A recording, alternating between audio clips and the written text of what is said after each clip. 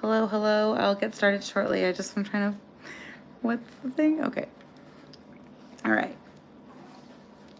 Let's see who shows up tonight. I told y'all it was going to be just me doing my thing. I can't just... This whole thing is about how Hollywood paints us out to be like these monsters. So I'm just going to show you, like, this is me. Like, I have schizophrenia. Okay, I've had it. Let me start. Sorry. Let me just think about how I want to. I know how I want to start. I just wanted to say my name is Kat, and I am here to talk about living with treatment-resistant schizophrenia for over half my life. It's difficult for me to watch the screen for very long because I see things on the screens, and I've been trying to stay away from them because I have treatment-resistant schizophrenia. And what treatment-resistant schizophrenia means is that I have no treatment that can currently take the voices away and the visual hallucinations and all of that. So I'm just going to go and read what I prepared, and if anybody comes in, cool, you're here. If not, it's totally fine. I'm just trying to show people what schizophrenia looks like, and the real, raw, unfiltered, un-Hollywood, real illness from my experience. I was diagnosed when I was 22. I'm 35 now. I think it started when I was younger, actually, because I started, well, I don't know. I struggled with anxiety when I was a teenager, and things just kind of spiraled from there. But I joined the military, and that kind of threw things all for a loop. I think it was really the watershed. My therapist and I have gone over this. All of my therapists over the years that I've talked to about it, or had a chance to talk to about it, I've talked to about it. So tonight is about just addressing Hollywood and entertainment industry, and because I don't really belong to the I don't. I mean, I went to film school. I have worked with and around, and I guess fringe in a fringe way, the industry. I mean, I've worked with kids who are professional actors who I coach to prepare for auditions for, movies and TV shows with A-listers and people like that. But I'm not a camera actor myself. I'm really I went to theater, and theater saved my life. My theater teacher in high school really saved my life, and I credit her with rescuing me from a lot of the abuse and everything.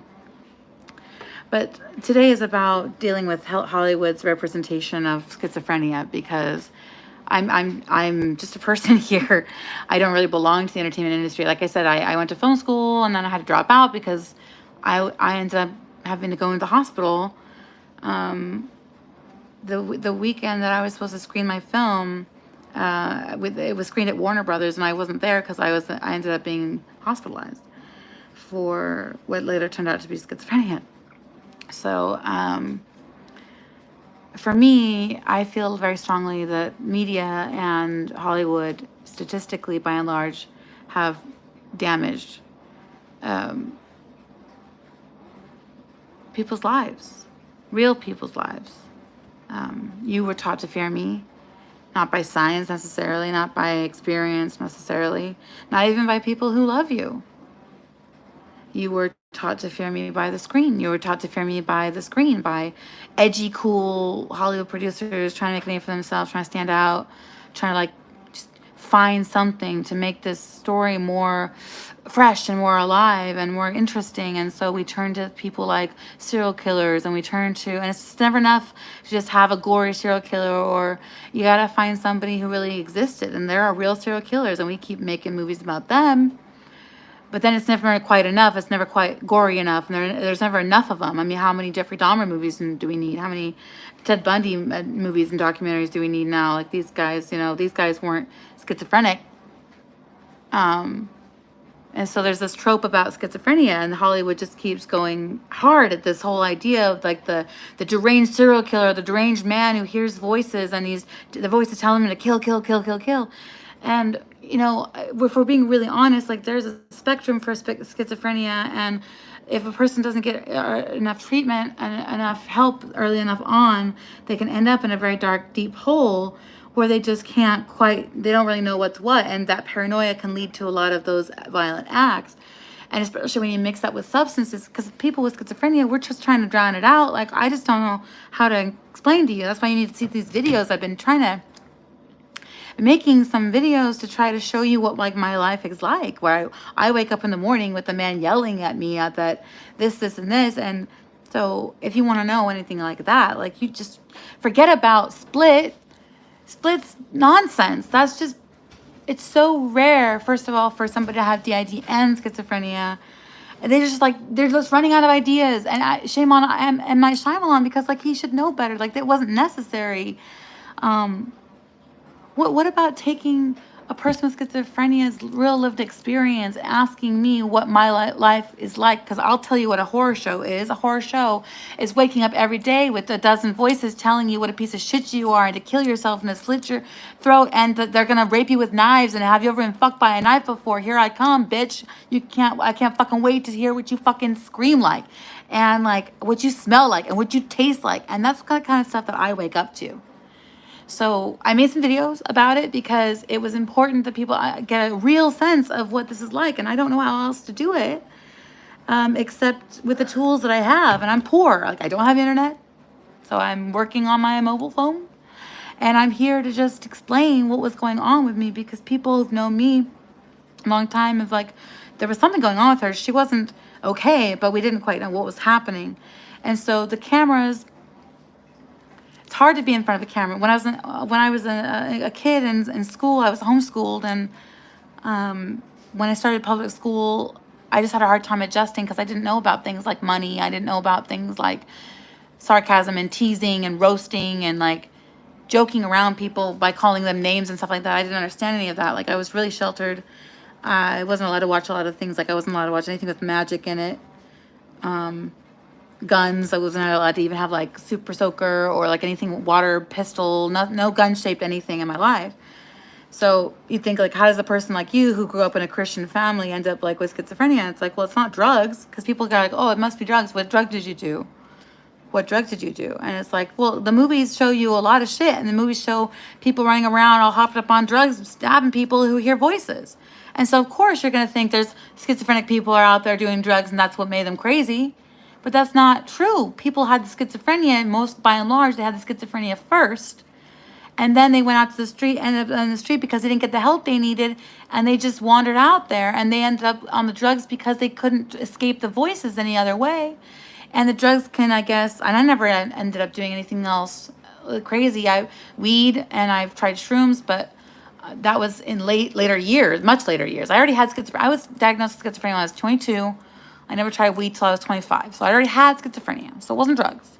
And by the way, just so everybody knows, like, Hollywood's never going to explain. Hollywood doesn't care about these things, because this is not what sells movie tickets, and this is not what gets butts in seats, and this is not, I guess, the most interesting part of schizophrenia. But we're 14 times more likely to be victims of violence and to perpetrate it. Now, violence, I am an Army veteran.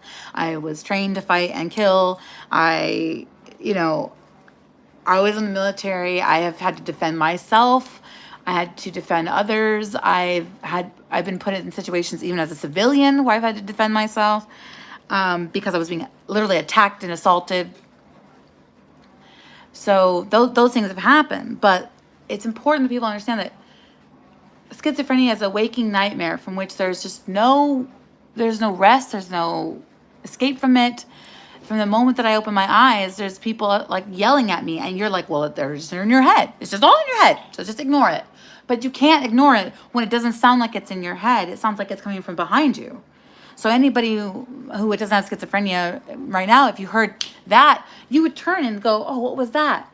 And I do the same thing, but I do it a lot more because I have a lot more. My brain thinks it's hearing things. So that part of my brain, that auditory cortex, that audiovisual cortex part of my brain is still lighting up for things that aren't there because my brain is perceiving that there's something there. That's the thing. There's a misfire, a sensory misfire, a signal.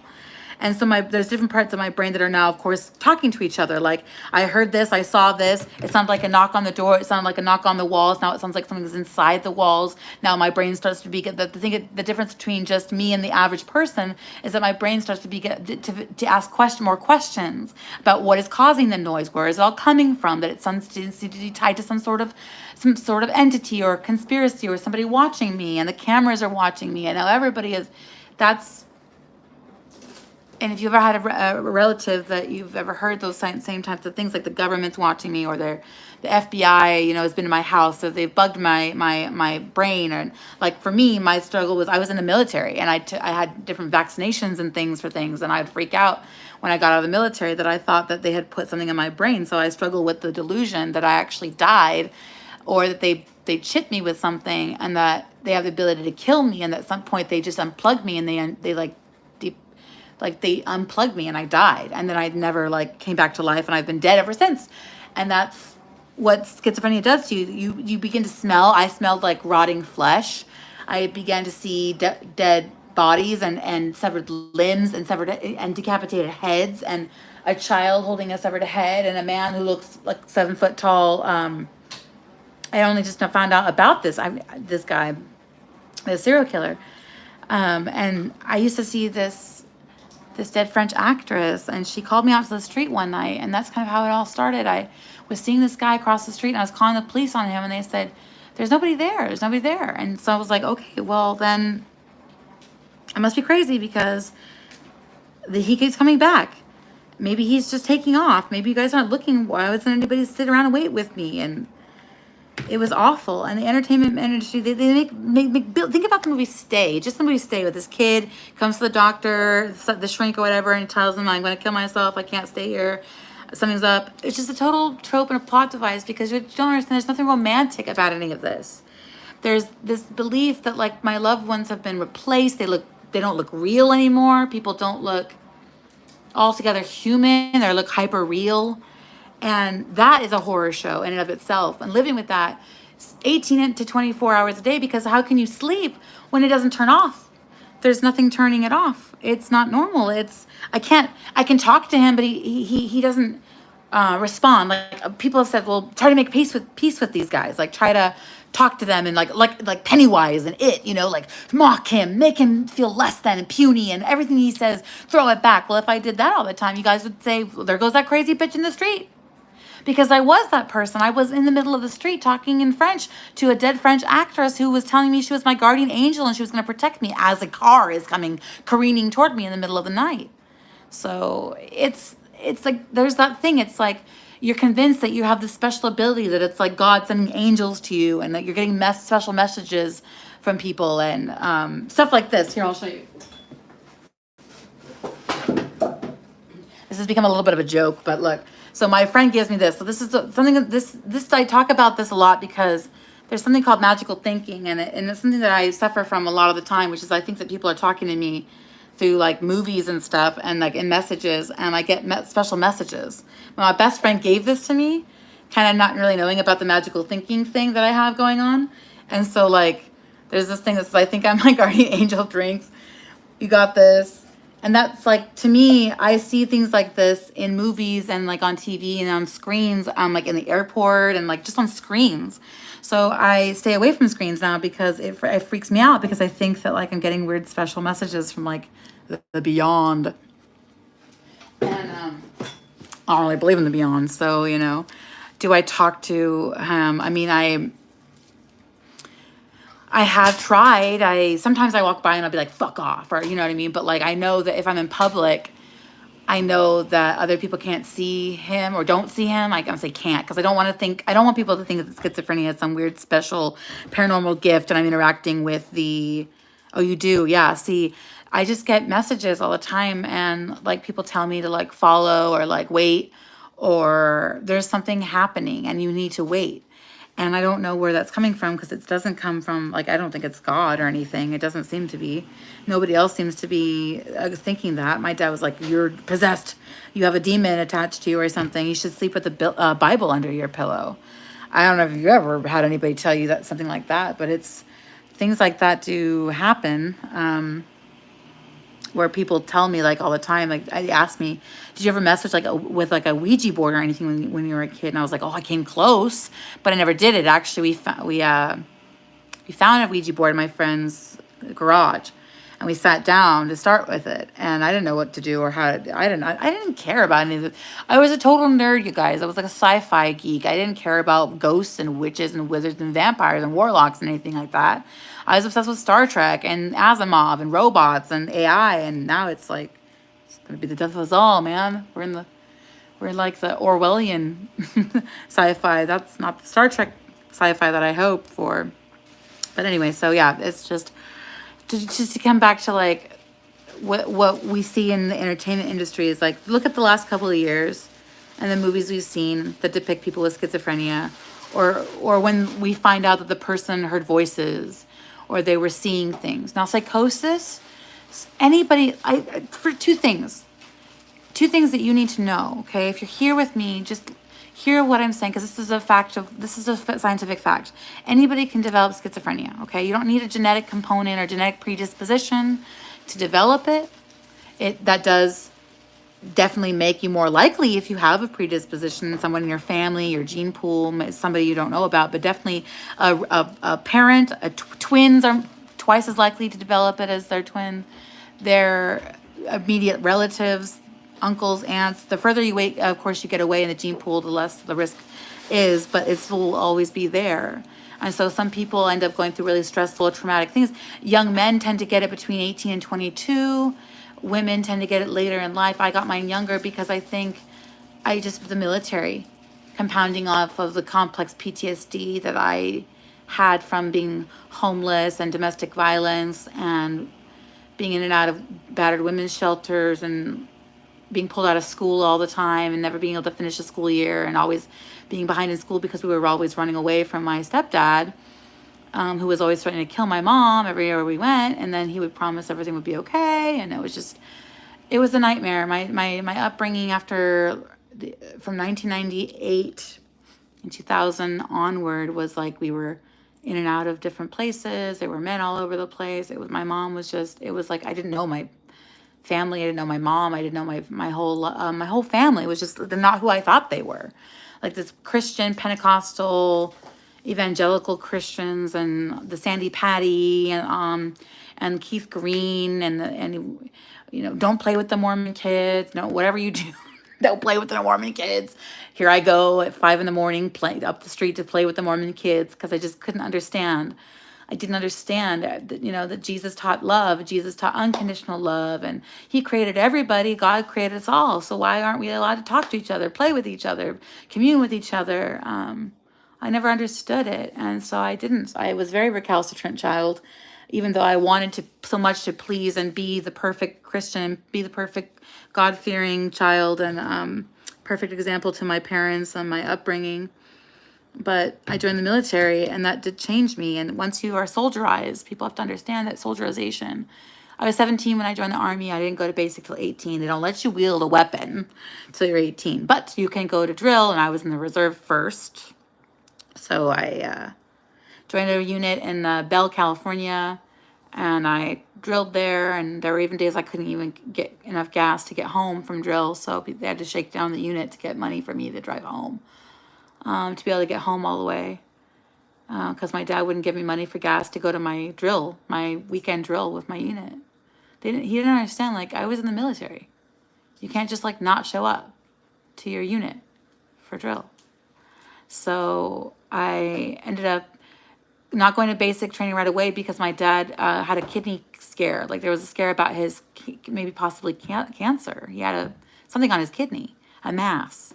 And they were concerned. So I talked to my recruiters. I said, can I delay this? Can I just put this off a little bit longer? And they said, okay, we'll come back in a few months and see what's going on. So they did. And I came back and all right, I'm ready to go. My dad says they think it's okay.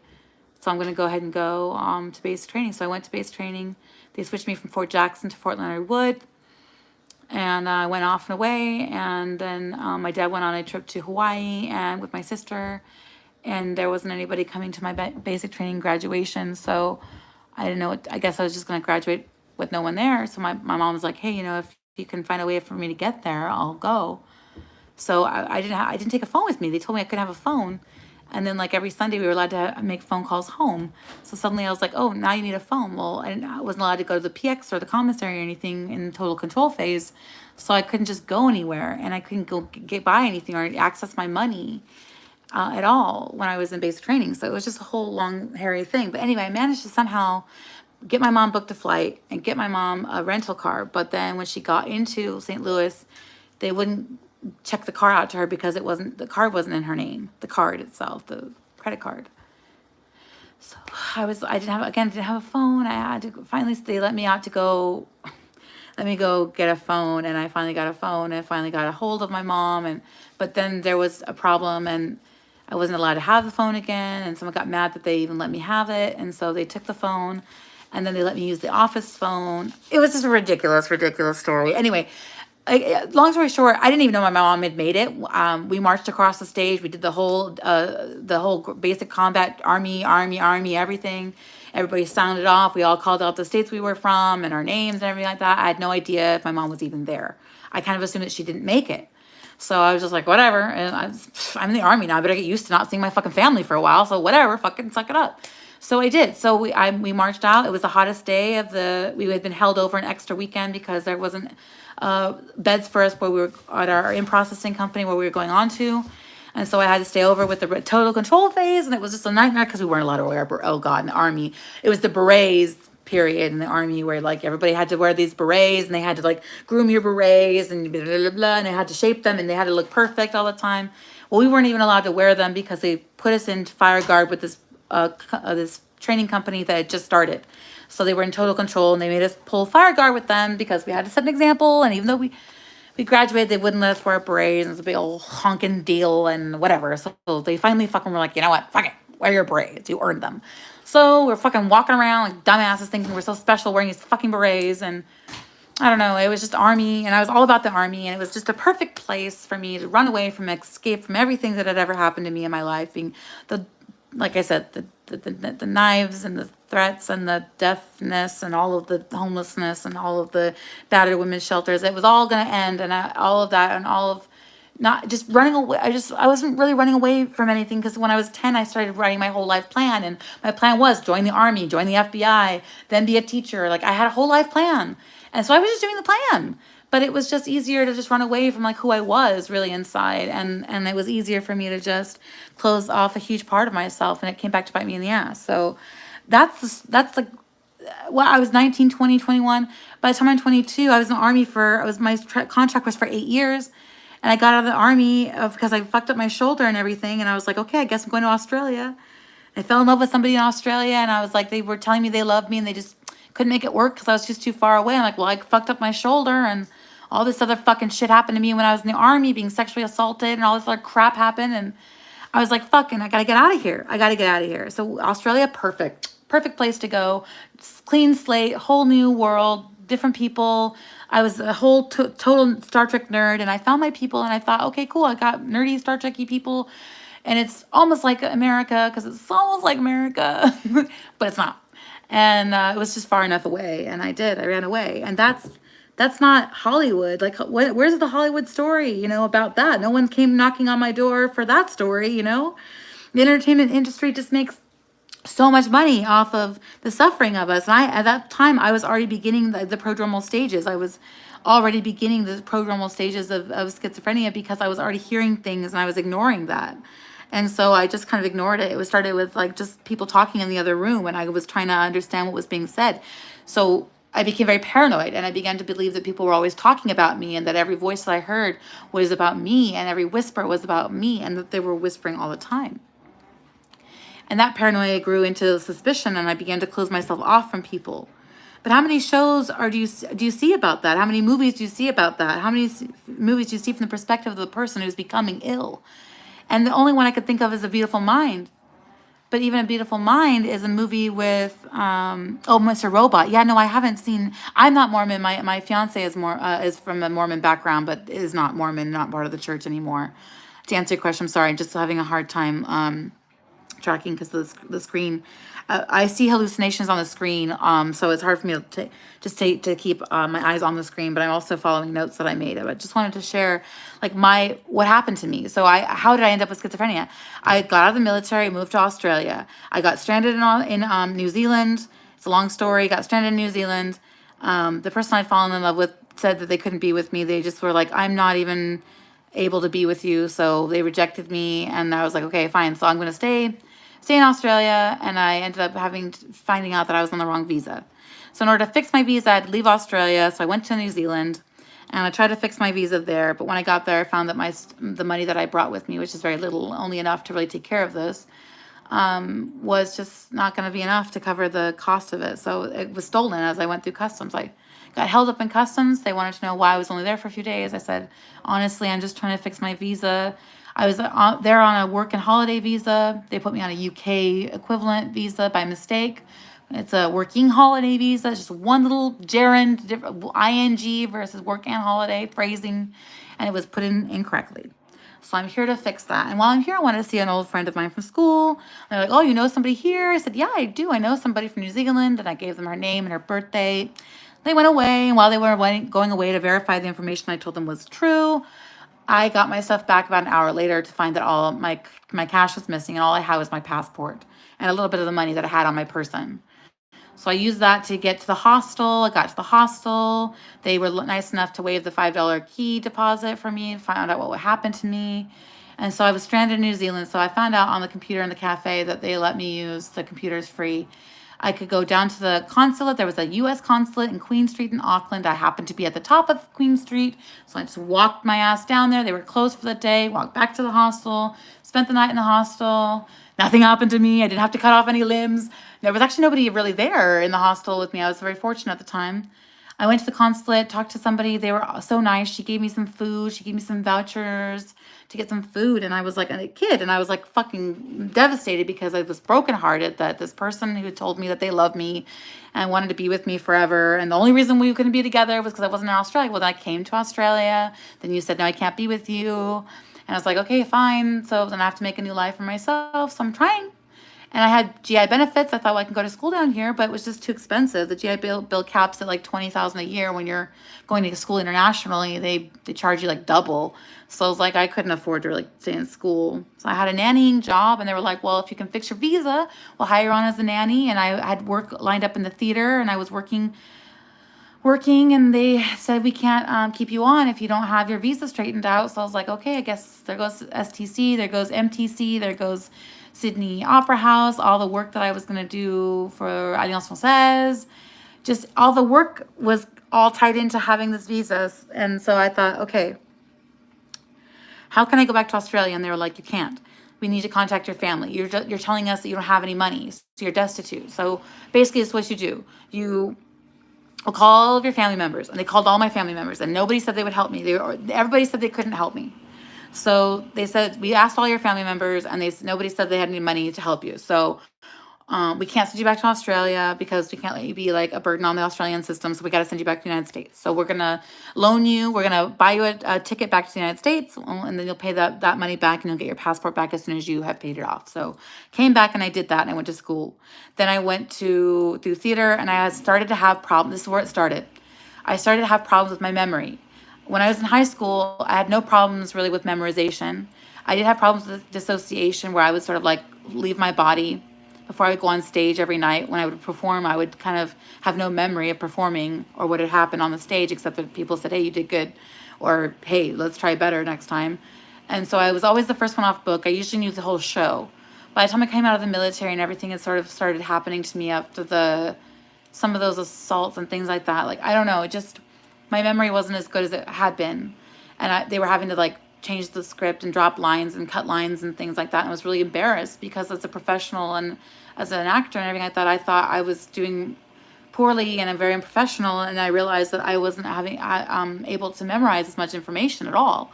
So I started getting calls and messages from a man who said he was watching me from across the street. And so I would look out the window and I would watch for him. And he was really tall, and he looked like he had like a mustache. He was a Caucasian man, kind of slicked hair a little bit, and he kind of looked a little frumpy, and he had a red jacket on. and he would tell me the most awful things. And so I don't know. And then there was one night where my French is my language for the army. I spoke French before I went into the army, and there was a woman who I recognized from the movie, from French films. Her name is Edwige Foyer. And Edwige Foyer is like a famous French actress, stage and screen, grande vedette de l'écran, du cinéma. And she called me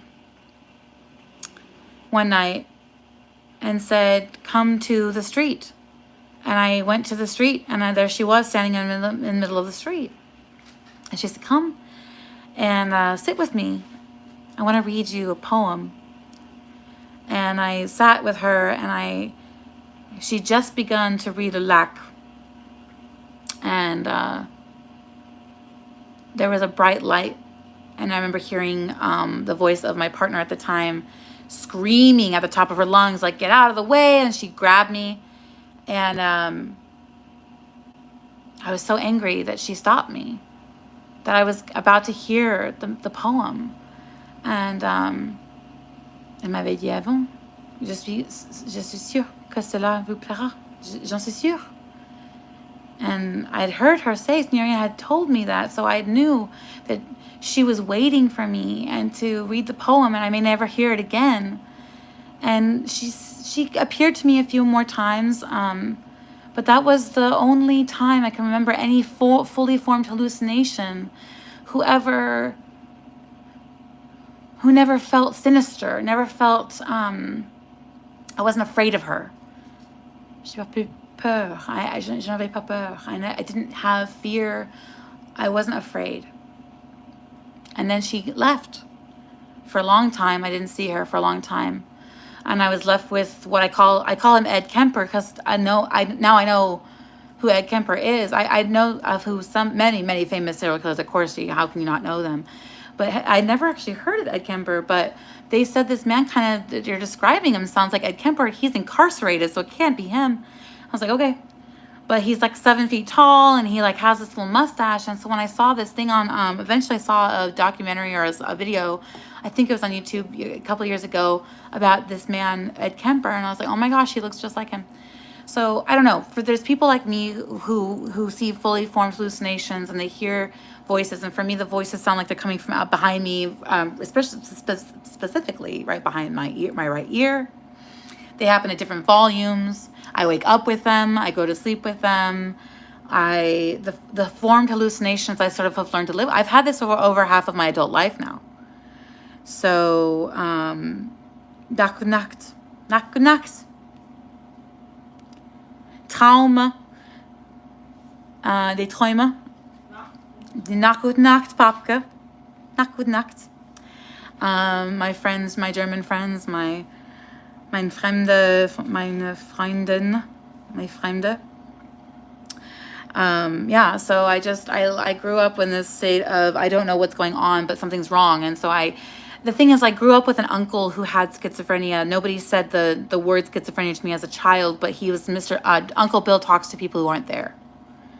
Will you go please get him for dinner, for Thanksgiving, or for Christmas, or for Easter? And it was my job to go get Uncle Bill for dinner, or for whatever the family function was. And it was understood that just Uncle Bill talks to people who aren't there, and you just go with it. So I just did. And I would go and fetch him, and he would play solitaire, and he'd be talking to people. And he was playing solitaire, and he would laugh, or he would be muttering, pretty much muttering all the time.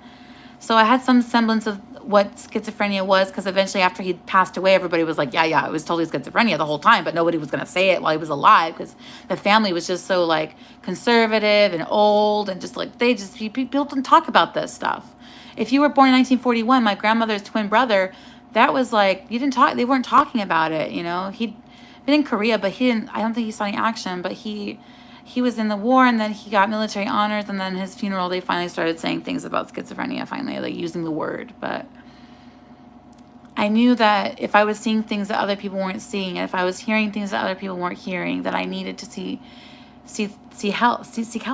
I just knew that I needed to go. So I went to the hospital, and I checked myself in, and I explained what I had been going through, and I experienced bouts of catatonia. I'd had states where I had gotten disoriented and lost my way, and I didn't know where I was at in my own neighborhood on multiple occasions. And I was just really struggling. And I just said, this Christmas, but I need help.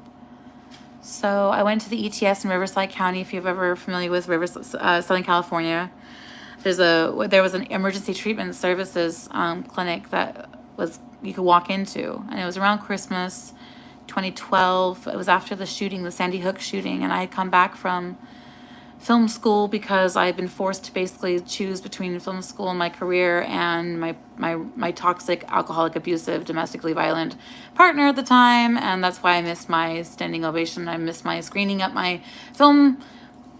I wrote a film about becoming a teacher because I was going to become a teacher. I was like, I gotta be the person I didn't have in my life, and I wanted to become a teacher so that I could make a difference in young people's lives. I just wanted to help them make their dreams come true, become who you want, be who you are, and embrace you can. I won't give up on you the way my mom gave up on me. There was a time when my mom loved me, and then there was a time when she stopped, and the feeling between the two was a chasm that's never been able to be filled. No matter how close we seem to be in adulthood, as I am at 35 years old, my mom still doesn't quite understand me. She's still telling me, like, forget about ever being a teacher. Like, that's just not going to be you. You know, you're not, like, quite good enough. You're not, like, you can't handle it. It's too much stress. And maybe there was times when it was too much stress, but I also found that when I was teaching in areas and places where people were also familiar with schizophrenia or were familiar with neurodivergence in any way, that they were much more understanding, and that there were plans in place of support, that we lifted each other up. And so that also exists. So it's not black or white.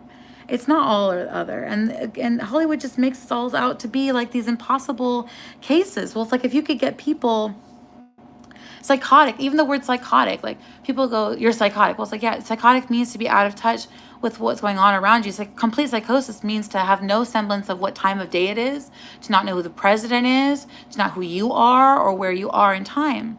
And there's all kinds of different forms of psychosis. There's postpartum psychosis. Many women, after having a baby, report experiencing psychosis. We're seeing things that other people don't see, hearing things that people don't hear. Psychosis runs rampant through society, but people very rarely talk about it.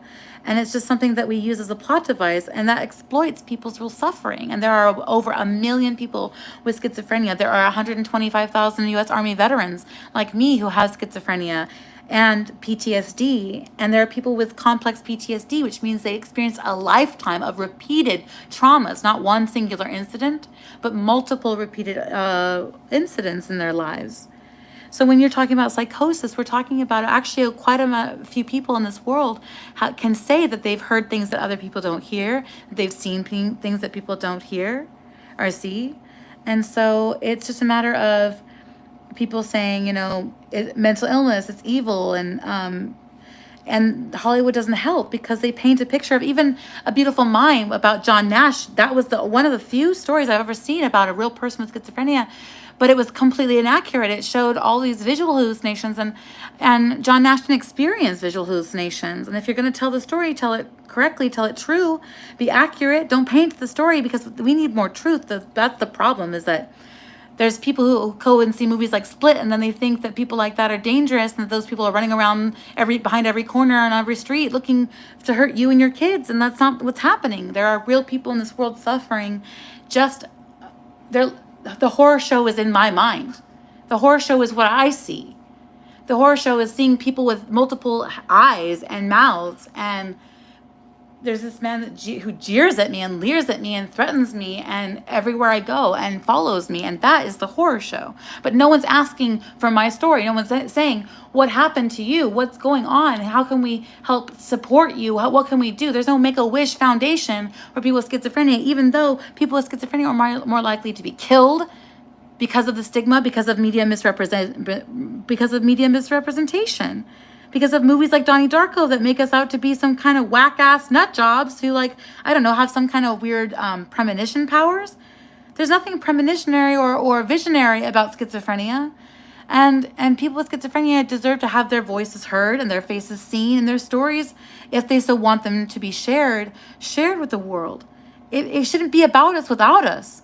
And when people keep telling me, oh, I just want to make cool and edgy art, it's like, that's not acceptable in 2025. You're really damaging people. Your neglect, your willful ignorance of the fact that there are people out there getting murdered because people are afraid of them and they think they're taking out some kind of trash.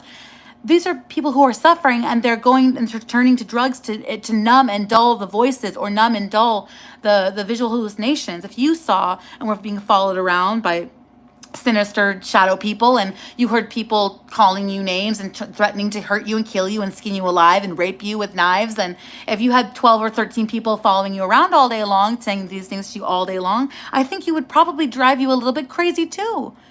And there's no medication that's helping for that. I tried the latest medication and it made me horribly sick, and I couldn't work. On the last medication I took before that gave me dystonia of the eyes, and it made my eyes seize up, and I couldn't work. People thought I was having seizures at work. And I worked for the public. I worked in the public space. I couldn't just walk off the job. And I actually often had to like stumble away from my post because I couldn't stay there, and it was awful. And no, there's no meth involved. There's no meth. There's just a human being who has ADHD and schizophrenia, and you're watching in real time a real human being be real. So remember, when you put your name next to something and you say these things, you're talking about a real live human being in real time. You're choosing to spend your 7:42 p.m. Sunday night with a real person who chose to show their face to the world, to say that schizophrenia is real and it affects real people and has nothing to do with meth. Did you know that anybody can get schizophrenia? Anybody? It has nothing to do with drugs. I was in the military and I was raped 4 times. And I grew up homeless and in domestic violence and battered women's shelters. I've been through trauma. 9 out of 10 people with schizophrenia have a history of childhood trauma. And for me, it never ended because I experienced even more trauma in the military. And when I got out of the military, I ended up in a relationship with another toxic person who beat the shit out of me and forced me to stay in places that were not safe for me to be in, and took my keys from me and wouldn't let me leave the home when they were drunk. So there's trauma, repeated trauma. And everybody thought, oh, it's PTSD. These are episodic. It's not episodic. It's not just PTSD anymore when the voices never stop. It's not PTSD anymore at that point when the voices never go away and the formed hallucinations never go away. And with medication, it doesn't stop. That's treatment-resistant schizophrenia. So come with the goal of seeking understanding that schizophrenia can happen to anybody. You don't need a genetic predisposition. You don't have needed to mess with a Ouija board or smoke any meth or do any drugs to ever develop schizophrenia. It is just a misfiring, a sensory misfiring of the brain. And if you have a family history of it, then yes, absolutely. And I've said before, the reason why I don't look at the screen of the camera is because of paranoia. And I don't look at the screen of the camera because there are things on the screen that I see that are unpleasant to look at and grotesque and sinister. And if you were experiencing that 18 to 24 hours a day, you would struggle to look and maintain eye contact with people, and you would have a hard time staying calm and tracking conversation and maintaining a coherent conversation. And so try to have some understanding. Try to listen and not judge. Listen without evaluating. Try to see that there's a person who's lived with this illness now for over half of her adult life. That's almost 15 years. So I've learned to live with my, I guess as you call them, a ghost, but they're not ghosts, they're hallucinations. But people I've told me I've met in my life, they've said, oh, there's a ghost, you're haunted by people you've known. I'm like, well, that's not true. There's stuff. I'm not being haunted by doubles and triples of people. Like I see 2 and 3 different cars all stacked on top of each other. I see 2 and 3 of the same person's face in triplicate. People's faces like fan out and they become like 3 different faces in one. And then people grow like extra little eyes all over their faces. And that has nothing to do with anything that I did. It's just happening because my brain is perceiving a stimulus that doesn't exist. My brain's misfiring. That's what's happening. And like I said, psychosis can happen to anybody. And that's why I'm here. I'm here to explain and show what the truth is, because Hollywood's not doing it. Where are we going to see the truth? We're real people. This is something that happened to me, and I don't feel like it's right for Hollywood to keep profiting and profiting and profiting. People can continue to ask me like, "Hey, do you want to check out my project?" And it's about this girl who hears voices telling her to kill a pop star and take over her life. Do you want to be a part of my project? I'm like, do you know that I have schizophrenia? And that kind of paints people with schizophrenia as though we're all deranged killers. My voices don't tell me to hurt people. My voices tell me to hurt myself. My voices don't tell me to hurt other people. Now, I'm not saying that there aren't people out there who have command voices who try to goad them into doing things like that. But most, by and large, if you look at the list, look at the long list of laundry list of violent criminals. Majority of the people in prison aren't hearing voices. Majority of the people who commit violent crimes and are serial killers aren't people who had schizophrenia or psychosis or heard voices. There are very few of them. I think I can only name maybe one that I can think of who purportedly heard voices. And maybe I think that was Ed Gein. But other than that, if you look at every other serial killer in history, these people are all, quote unquote, non-psychotic people. They knew what they were doing. They're psychopathic, or they weren't even necessarily psychopathic. Some of them were just rage killers. But it's like, that's what I'm talking about. There are all kinds of different people, and people commit crimes for all kinds of different reasons. And for people with schizophrenia to just get the shit end of the stick because we're an easy target, because there's nobody out here who can speak for ourselves. It's easier to let these people waste away in the street homeless on fentanyl and just kick them to the curb and then kick them while they're down and antagonize them and harass them in the street. I worked as a security guard in Seattle, and I've seen how people with schizophrenia are treated. And I'm one of these people, but I happen to have been able to get some help early on enough. I had just enough hospitalization and treatment, some good cognitive behavioral therapy for just long enough to come into a sense of, this is a hallucination, this is real, this is how you ground, this is how you can learn to sort of tell. And so I began to learn what was real, or I began to gain a semblance of what a baseline was for my hallucinations. And I began to pay more attention to the world around me and see whether people around me were reacting to the things I was seeing and hearing. And if they weren't, then I was reasonably assured that it wasn't really real.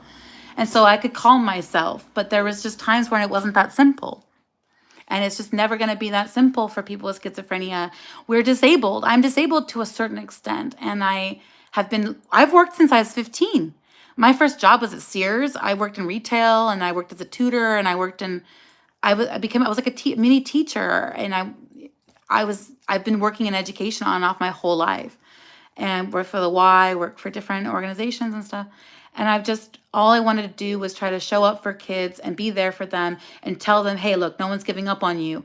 No matter what's going on in your life, no matter what's happening, kids with special needs, kids with autism, kids with ADHD. I'm one of those kids. I ended up with ADHD diagnosis, and they were trying to suss out whether it was just the schizophrenia that causes me distraction.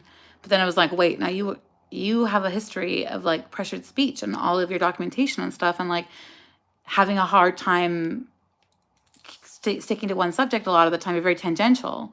And I've come a long way in that, but like they've said, like, you should take these diagnostics and see where we're at, because that's what I've seen from my just interviews with you. It's like ADHD, definitely, because you keep changing the subject all the time and get off the track. So I took this test and I took it, and it came back with like, yeah, all of this, the markers were there. So they said, okay, well, I guess we'll add that on to your treatment resistant psychosis, schizophrenia, and your CPTSD and ADHD. And that because of my hyperlexia, I'm already hypersensitive to language, and dyspraxia is movement. It's like I have a movement, sort of problem with movement and learning, sort of like, for example, choreography and things like that. So yeah, I guess I'm neurodivergent. Like, I don't know what that really means. I just know that schizophrenia has not been fun. It's not a gift. It's not like been some special, I'm not communing with God. I'm not communing with the devil. I'm just stuck. I feel like I'm in a state of quantum flux, temporal flux all the time. There's trauma all the time from traumatic memories and things like that get triggered all the time because I'm out, especially when I walk by somebody I don't know. And so there's schizophrenia. Essentially what it comes down to is a series of decisions and choices and questions, and constantly questioning, was that person really talking to me? Because my voices sometimes talk like people I know. And so I often get confused. So I train my brain to ignore my hallucinations, but then when real people are talking to me, because my hallucinations can trick me and they sound like people I know, sometimes they sound like my grandmother, sometimes they sound like my partner, sometimes they sound like my mom. My brain then has to take a series of extra steps to go, wait a second, my mom's not here, my mom's 1,000 miles away. Wait a second, my partner's asleep. Wait a second, my partner is blah, blah, or wait a second. and my brain goes through this reality checking. But you don't see any of that happening in A Beautiful Mind or anything, because the whole thing is wrapped up around a man who's in the prodromal stages of an illness that he doesn't know that he has. And for me, I had a family history of it, so I had a tip off to like something going on when you can't, when other people aren't hearing and seeing the things you're hearing. So I'm asking Hollywood to just like, could you like at least talk to some people with schizophrenia before you go fucking make a movie about it, or at least like listen to us? I mean, like, I write books and stories about people with schizophrenia who experience horrifying things. And so why wouldn't you want to go read from somebody's perspective who actually has the illness? Why would you rely on some doof guy in a fucking office whose sole job it is to bring in the views and make money? I'm not making any money. Do you even know monetizing on YouTube is basically a total waste of time? The only thing that they're saying is, oh, yeah, you're going to work your way to 1,000 subscribers so that you can monetize. Well, monetizing just means putting ads on your shorts. I'm not putting ads on my shorts, so I'm not going to be making any money off my YouTube. So why do you think I'm fucking wasting my time on a Sunday night here when I could be watching movies or making love or making brownies or, you know what I mean? Like living my life. No, I'm out here. I have to fucking be out here yelling to the ether because there's still people out there trying to make movies about deranged serial killers who hear voices telling them to kill people and take over their lives. But that's not what's really happening in the world. What's really happening in the world is that movies like that get made, and then people go watch those movies, and then they see those people in the street and they get those ideas about those people and they give those people a hard time, and some of those people get beaten to death or shot by the cops. And I have had 4 sheriff's deputies in my face when I wasn't doing anything at all. I was suicidal, and they called for a 5150 on me because I was harming myself. Well, I gave up the knife. I gave it to my partner, and it was away. It was gone, completely away. They showed up with guns drawn. I didn't have any knife in my hand. It was on the other side of the apartment. I was sitting in the kitchen, and I was sitting by myself, and I was upset, and I was devastated. There was so much going on in 2021, like the year of the pandemic. I'd been laid off.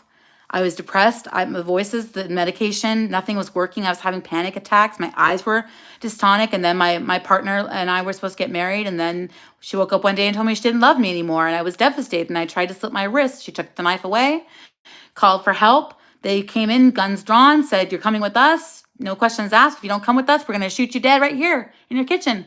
No questions asked. San Bernardino, California, San Bernardino County Sheriff. They don't fuck around, man. They had no time for me. They were just like, "Fuck you. We don't give a shit why you're crying, what you're about," you know. And I was like, I don't even have anything with me.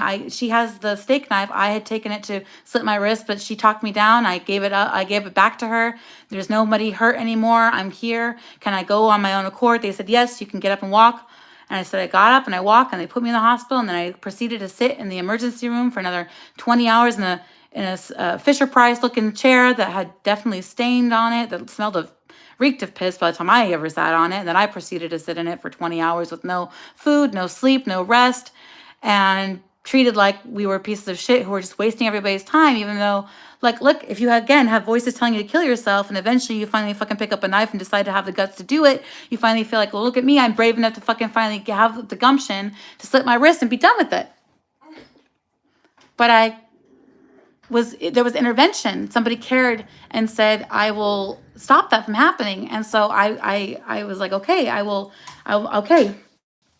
And I calmed myself, and I was telling myself in the voices like, no, I'm not going to do this. That's not going to happen today.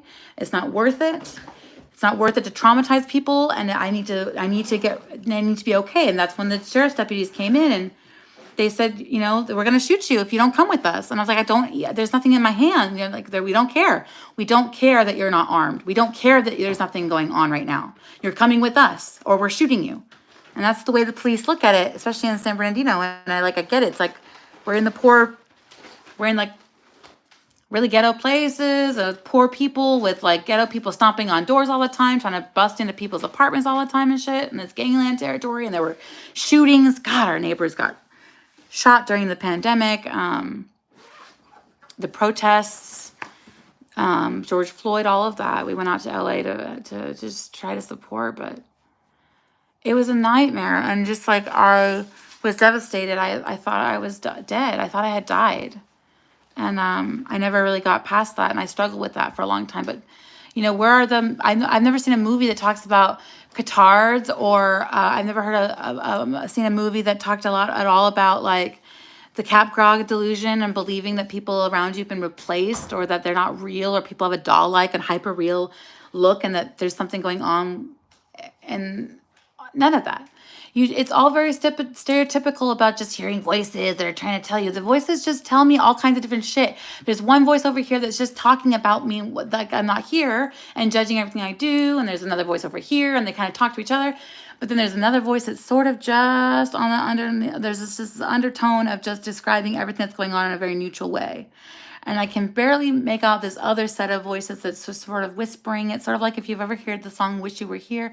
They have the radio on in the background, and you can just sort of make out the voices. There's always that, and some of the medications can do a lot of that, can clear a lot of that up, so you can kind of focus more basically on what's really in front of you. And when people are talking, you can concentrate better because you don't have all that extra stimuli. Because people are like, "Oh, the voices are just in your head." I'm like, for you, I understand that, like, for you, you're telling me that, and that makes sense that somebody without schizophrenia would turn to somebody with schizophrenia and say it's in your head. Well, I guess, yes, it's in my head technically because my head and my brain is misfiring the signals that are, but the thing is my brain believes that these things are real because it's receiving some kind of misfired sensory stimulus or information. And then now it's triggering the other fight or flight responses. And as a soldier, I have these fight or flight responses, and they are part of me, and they always will be.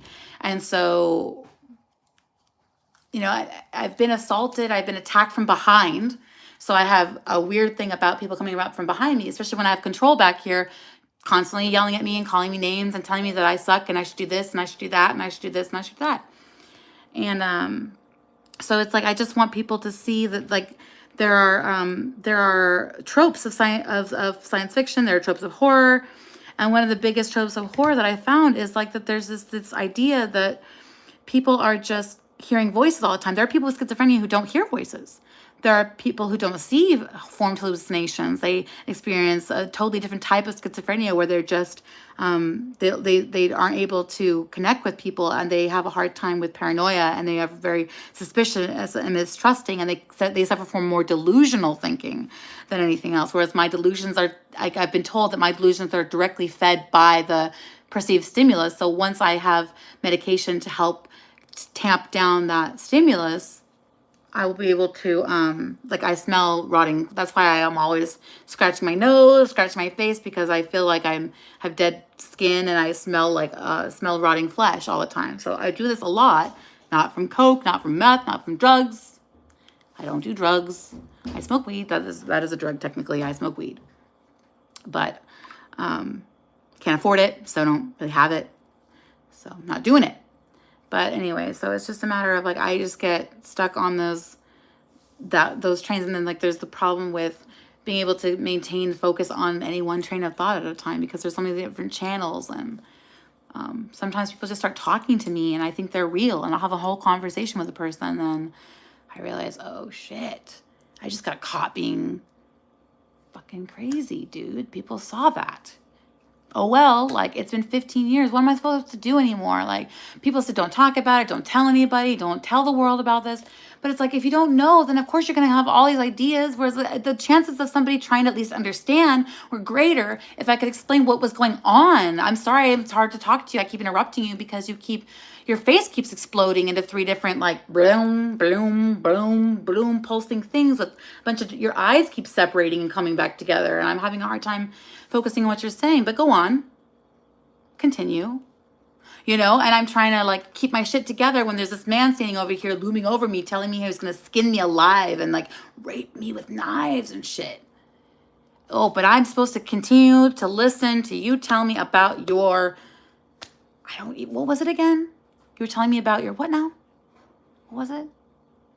Your day. Yeah, your day at work. I'm sorry. I'm listening. I'm trying, and you just get to listen. You learn to live with them. If you've ever seen, I'll leave you with this tonight because I don't want to go really past an hour, and I'm almost at an hour now. And thank you so much for being here with me to try to listen to schizophrenia is a real thing that can happen to anybody. And I want people to just remember that when you're watching things and listening to things, I can't monetize. How am I ever going to make any money? I can't make any money because YouTube is ridiculous. It's just not. There's no point to this. I'm only here on a Sunday night because there's a need to be here, because there's nobody listening, nobody telling the truth about schizophrenia. There's nobody out there saying that people with schizophrenia are more likely to be victims of violence than to be perpetrators of it. That trope is something that has been fed by Hollywood. Where are those people? Where are the people with schizophrenia who are recovered and who are publishing their books? Yeah, there's people out there talking about their lives. They're publishing autobiographical stuff. They're even publishing art, visual art. But I can't tell you a single schizophrenic author. Name a sci-fi author with schizophrenia. Name a horror author with schizophrenia. There's a musician who basically died from it essentially, but nobody even wants to admit that that was what he had. I know I'm talking about Syd Barrett from Pink Floyd, but people didn't even acknowledge that he really had schizophrenia, even though it was highly suspected that he did. But he had to leave the band. They had to kick him out of his own band because he wasn't able to get through to stay with them. He wasn't able to stay, and people thought, well, that was just because of the drugs. But he was already had a predisposition. He was already kind of going down sort of like a withdrawal, because he was already withdrawing. So I don't know, just that's a whole controversy unto itself, and it's not my place to say. I can only speak for myself and what happened to me. I went through huge periods of complex trauma, and 9 out of 10 of people with schizophrenia have a history of childhood trauma. So if you're going to make a movie about schizophrenia, why don't you start there? Why are 9 out of 10 of us suffering from childhood trauma? Why is there so much fucking childhood trauma? Why are people beating their kids? Why are people molesting their kids? And why are people allowing their children to be molested by their partners and then staying with their partners after knowing what they've done to their partners, and allowing them to put their body parts on themselves, and after knowing what they've done to their kids? That's the questions I have. So don't ask me if I'm smoking meth. Ask my mom why she stayed with my stepdad for 15 years, knowing that he was a molester, knowing that he actually, by the time she left him, he'd victimized 4 girls, including one of her own. He tried to groom me, but my big mouth, everybody says, oh, big mouth, big mouth, big mouth. My big mouth saved my life on more than one occasion, and actually saved other kids' lives on several occasions. So don't tell me to shut up, because I can't shut up when it comes to making sure that people know that that man put his mouth on my sister's body, and then my mom went to bed with him for another 15 years. And she said the reason why was because she thought she could keep a better eye on him. Keep your enemies close, keep your enemies closer. But she promised me in that door frame, in that bathroom, that he wasn't going to know where we lived anymore. With that restraining order in hand, I put it in my pocket, and I took that restraining order with me every day. He was never going to know where we lived.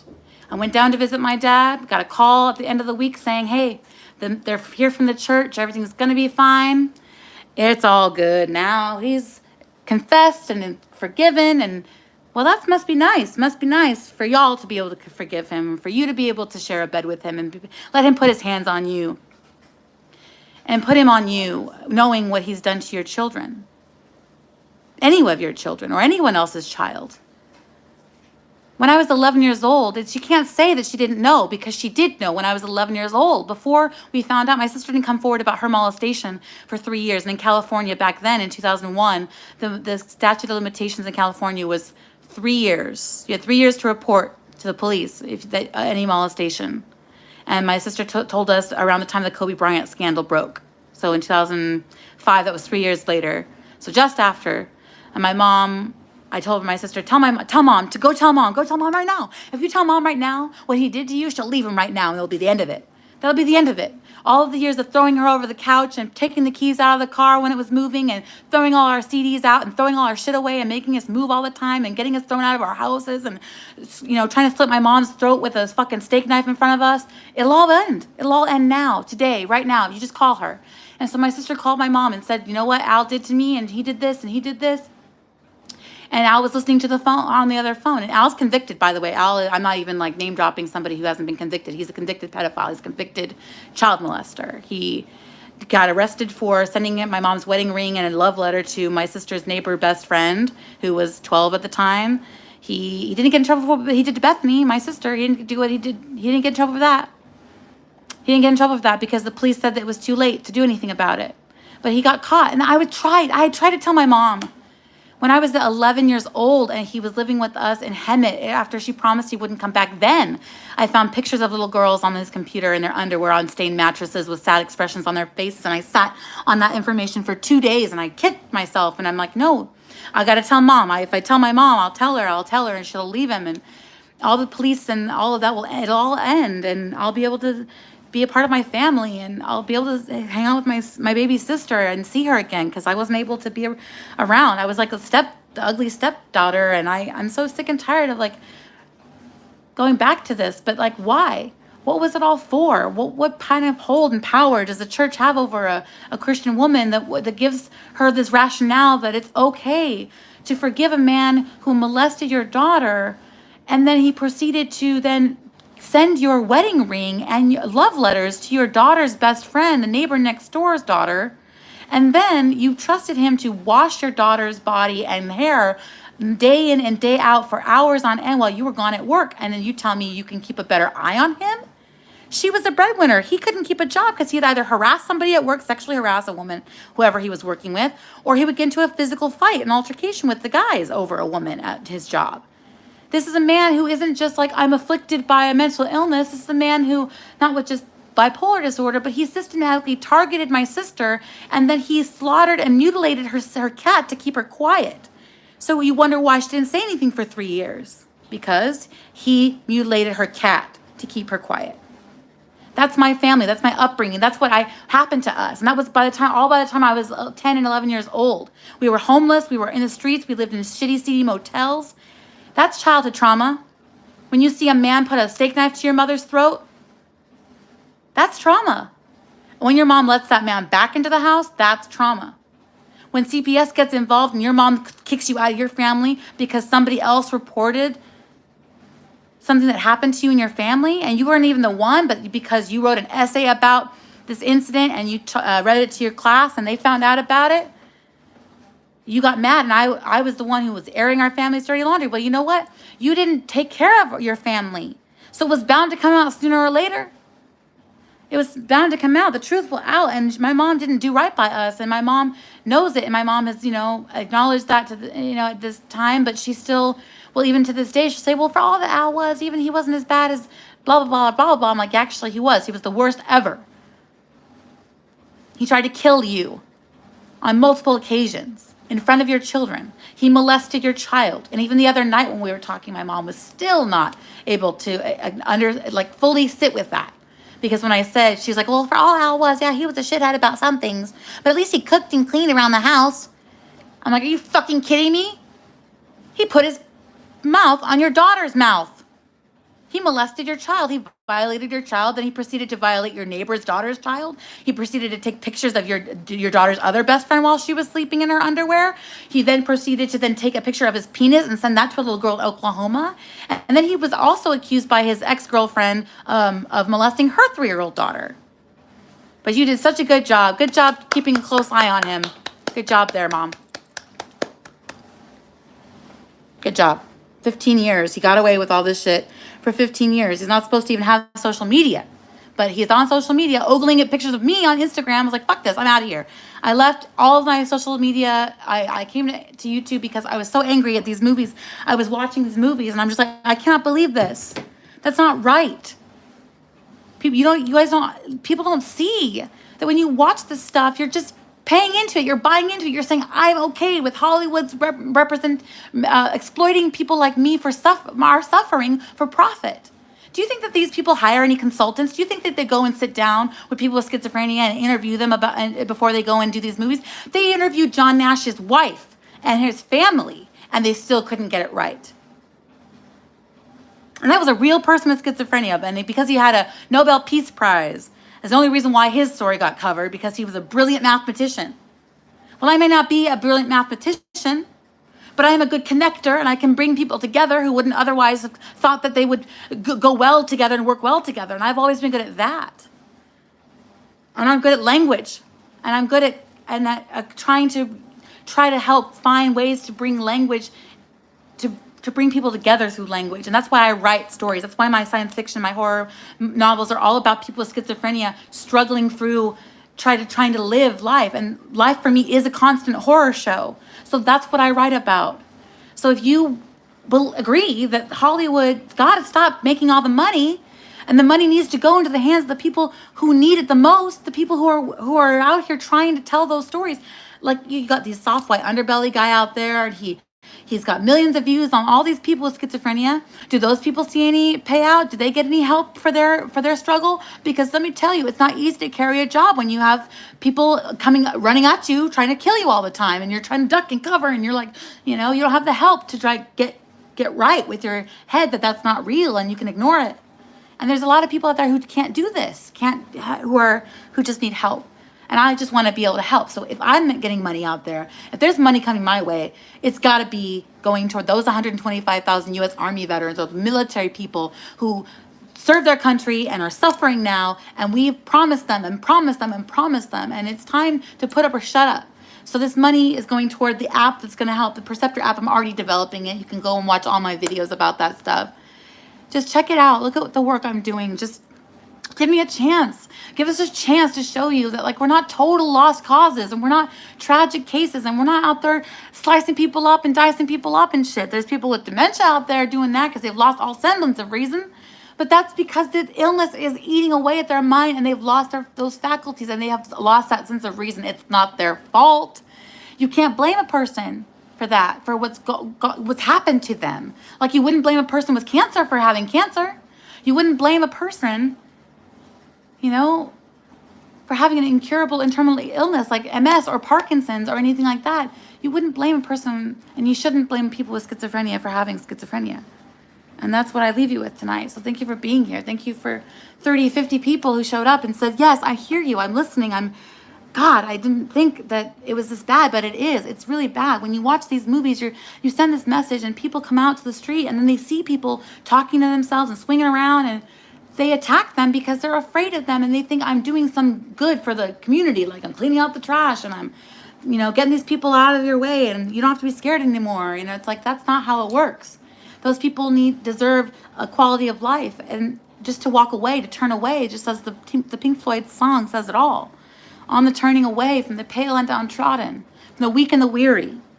Who are we? We just turn away from these people instead of saying, hey, tell me something I can do. What can I do to help you? Is there anything I can do? Sometimes for me, it's just a matter of sit and listen and just be there. And I don't know. If you want to know what it's like, just check it out. Check out what I'm doing and listen and watch and read and learn and talk to me and communicate, and let's engage about abuse and trauma and complex trauma and how that can lead to schizophrenia, because it can. Anything can lead to schizophrenia, but this stuff, 9 out of 10 people have a history of childhood trauma go on to with that schizophrenia diagnosis. That's painfully disturbing stuff. We gotta do something about that. So stop making movies to make movies, to just make movies. We've got to make a difference in these people's lives. You're costing people their lives. Thank you for being here. Thank you for listening, and thank you for, I gotta go. It's getting to be like too late. So I'm gonna let you all go. I hope you have a great week. Check out the videos that are coming this week. I'm trying to give you more simulations, some more what I experience, and you can see my daily life more, and you can get a sense of what I hear and see, and how I navigate it, and what I'm doing, and how I'm making it happen, and how I've survived all these years with this illness. Being here and watching and liking and sharing and subscribing, it does matter. Like I said, even monetizing it will make a difference. I'm not putting ads on my shorts. That's just not going to happen, okay? Your being here is just a signal that we're having a dialogue, and that this is real, and that there are real people out here who know that Hollywood's full of shit, and that they don't deserve that money. No one deserves money who's making it off the back of the suffering and exploitation of other people. You guys take good care, and please be good to each other. Be kind, be respectful. Remember that when you say things on the internet, that's your name next to it. And even if it seems anonymous, there's nothing truly ever gone. You are representing yourself everywhere you go. You have a chance to make a difference in the life of somebody with schizophrenia. There is no Make-A-Wish Foundation for schizophrenia. There's no Make-A-Wish. People look at people with schizophrenia and they turn away from us, and they cross the street, and they don't stop to think that's a human being, that something terrible and horrible has happened to. What can we do for them today? And that's my mission today. My mission is to flip the script on Hollywood, to make art that says this is authentic schizophrenia, at least from my lived experience these last 15 years. And if you want to know, then come along, watch these movies that are coming out, watch the videos, and be here for Glass Stars Live in January to see the story come to life. We have a casting crew who just want to show you that the future can be for all of us. We can all be there together. It doesn't have to be this way. We don't have to fear each other.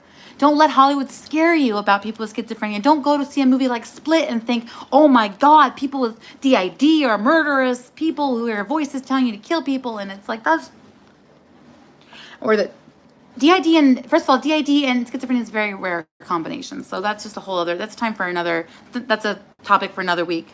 Next week, I'll be here just covering some other topics. Thank you. I appreciate you. You guys have a really great rest of your week. It's important that people understand that Hollywood and the entertainment industry doesn't represent schizophrenia or psychosis accurately or truthfully. It's about ego, it's about money, it's about profit, it's about butts and seats, and it's about return on investment for people, and it's about what will sell.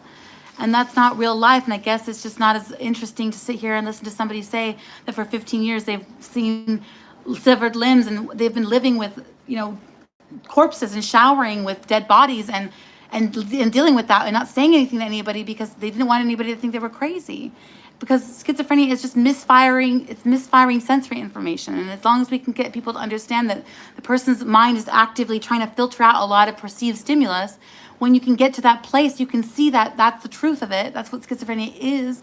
That the person's just following a line of reasons and making reasoning and choices that make sense to that person because that's what the illness is doing to their brain. But it's not evil. It's not necessarily dangerous. It can become dangerous when the person loses all sense of what is real and they believe they're under threat. And if they're being under attack, they may attack other people because they see something or they feel that they're under threat.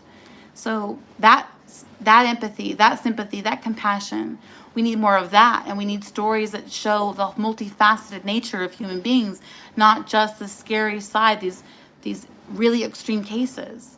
And that's why I ask you to take that into consideration. So thank you and take care. Have a good night.